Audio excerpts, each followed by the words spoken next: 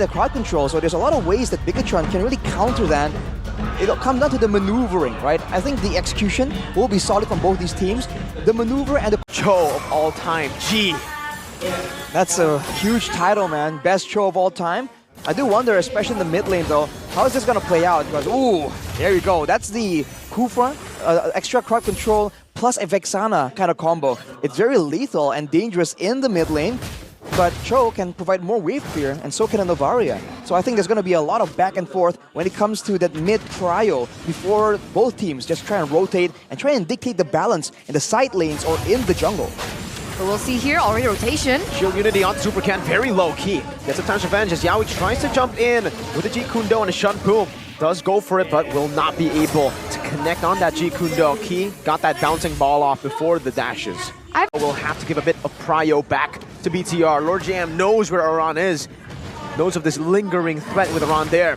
Shield Unity going to be used up over with a penalty zone, locking him down. It's Gugun who wins out the Rectory battle, but in the team fight, Bigatron are taking it. Yawi with a flicker G Kundo on the way to drag it over to Super Ken, locking him down, but no follow-up next. Oh, yeah, Hezkiel tried to predict Super Ken's movement. Who won that trade? Kill for Turtle. I think Bigatron Alpha definitely win it. They did trade out Key, not Key, sorry.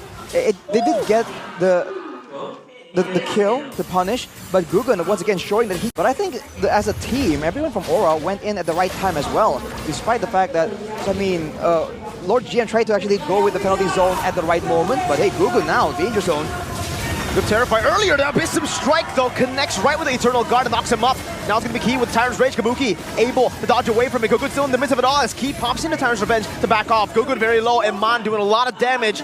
2-0 lead now for BTR as Iman continues to bully. Goes in. Kabuki, no Purify. Kabuki? He used it already.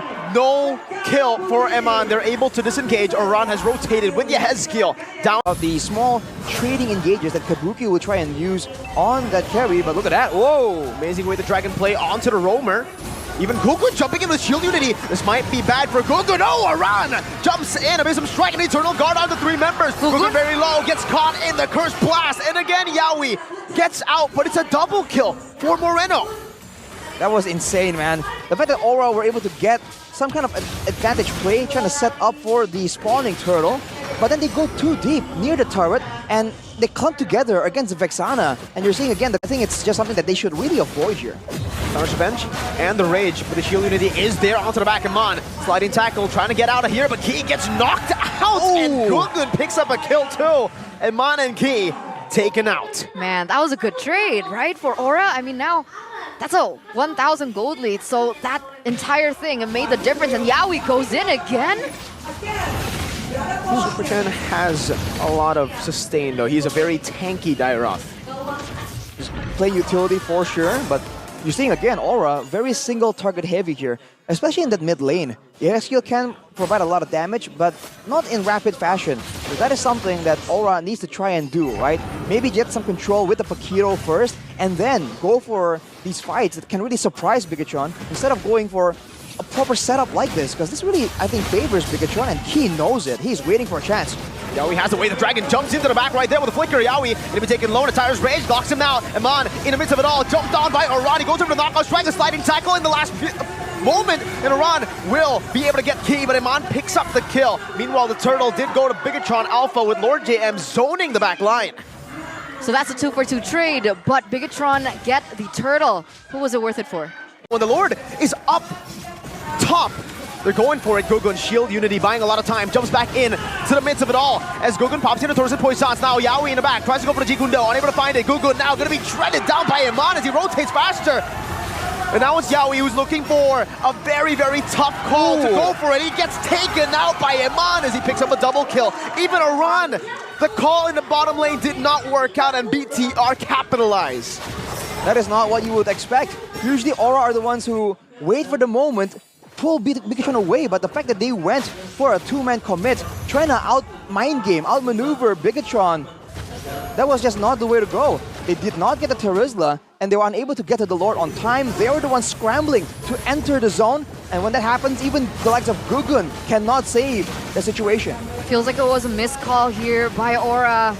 They're giving up a 4K gold lead now to Bigatron, and you know what Bigatron can do with a small lead. They can snowball.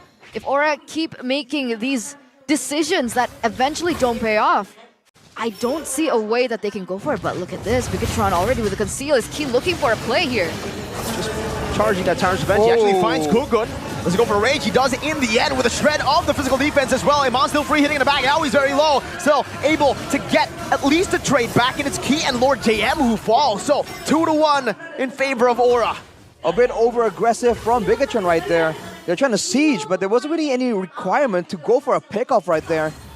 There's a conceal from Yawi though. A possible reinitiation as the Tyrant Rage goes into the back line right now as the penalty zone zones him away. A good purify from Iman, still able to kite back forward now. He picks up the Unstoppables. Kabuki does the same thing, but only to the Eternal Guard as Moreno now goes onto Gugun, forces him back very, very low. They only lose Yawi for Key. Two roamers traded back and forth. Oh, that could have ended even worse. But yes, that's going to be a 1-for-1 trade here between both of the roamers, with Moreno being very aggressive earlier on with that flicker forward. He actually nearly took Gugun down, and that would have been a completely different story around this Lord. It would have been very valuable for tempo for Bigatron to force Aura to for a Lord fight without the jungler, but now Gugun might do it again. He's a level behind, penalty zone, lock him down with the Cursed Blast and Eternal Guard.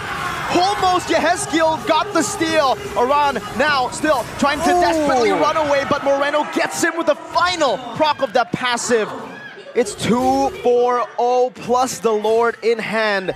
Super Ken with the on-point retribution.